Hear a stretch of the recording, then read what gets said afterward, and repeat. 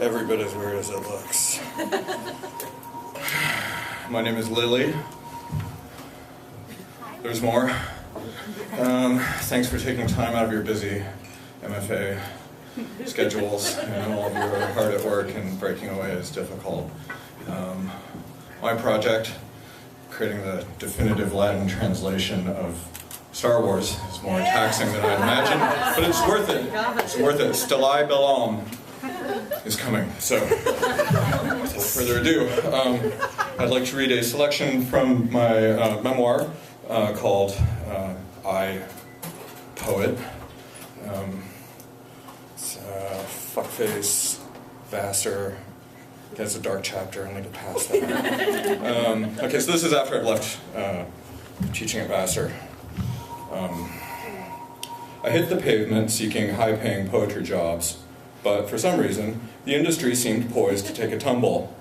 Cutbacks and belt-tightening were everywhere in the world of poetry. These were lean times. I thought I'd be lucky if I got a staff of 3 or 4 in a private office. You know, an executive poet position. The truth I was about to discover was shocking. The tidal surge of admiration for poets had been a bubble, a fad. If anything, in fact, remained true, it is that poets are tolerated at best. I'm really loving this light. This is so exciting. What fun, and the print's really small. I went to register for a concealed weapons permit. Occupation? The clerk asked. Poet. Poet, I answered.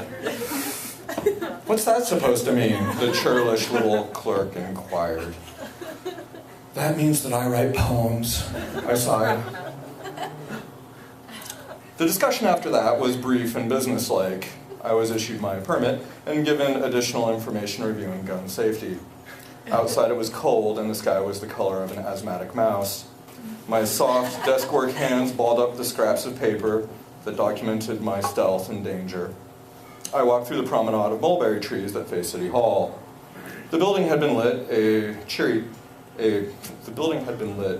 with cherry-colored lights that someone had thought looked quite festive. I thought it looked like Satan lived there. The light was changing. I watched dogs poop on the grass until it got too dark. They would be my guides. They would teach me. By the next morning, my new poem, Night Shitting, was complete. My poem was as hard and dark and small as a coffee bean or a beetle, and no one could possibly want to take it away from me, or so I foolishly thought. All the condemnation, all the isolation disappeared into smoke once I tried to enjoy something alone. I'd been on the Charlie Rose show before, but not since his heart attack and lengthy convalescence. He was wearing more makeup than Liberace did after he died. Nothing prepared me for this. I was wearing makeup too, but rocker makeup, black eyeliner, and white eyeshadow. He had makeup on his hair, and at one point someone came out and powdered his blazer with navy blue powder. It was like being in Oz. Charlie leaned in for the kill with his trademark pantomime seriousness and said, "Why do you write poems?" I've never been good at answering stupid questions, and this one's a real showstopper. I wanted to say, the same reason you don't let them powder your eyeballs, Charlie, because a girl's got to do what a girl's got to do. And if you get to that spot where every inch of you is covered in brass and shellac, then you stop being a person and you start being a coffin. Instead, I blinked at Charlie and watched the miniature snow of talc dust his jacket.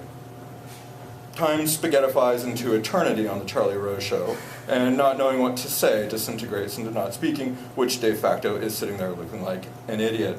So I said, I don't like going out in the sun a lot or lifting heavy things, so I became a poet. I kind of asked, said. No, Charlie said. His heavily made up face, his heavily made up jowly face quaking with meaning. What is it inside of you that has to come out that makes you a poet? Poems? I was now openly asking. I felt like such a dumbbell. We stared at each other. Where do you get your ideas from? He asked over the tented architecture of his academic-looking fingers. I started to think we got our ideas from the same place. Crazy town. What ideas? I said. The ideas for your poems, Charlie said quickly, keeping the thread moving. Right, I said, stretching out the word to kill time, and suddenly noticing that I had a horrible manicure that demanded immediate emergency attention. I asked Charlie, doesn't it look like I dig ditches for a living? You know, talking about poems is just silly, right? It's a snack of a snack, right, Charlie? I mean, most of them are really short, and you should just read them. I think I'm going to paint my nails black again. It makes me look more serious, smarter. I took off my little clip-on microphone and smiled and stood up and walked out. The studio was small, and after a few sections of tan hallway, I was free. Talking about poems on television? Come on, I had less purpose and elegance than a dog taking a shit on the lawn in front of City Hall. I had failed again. Thank you.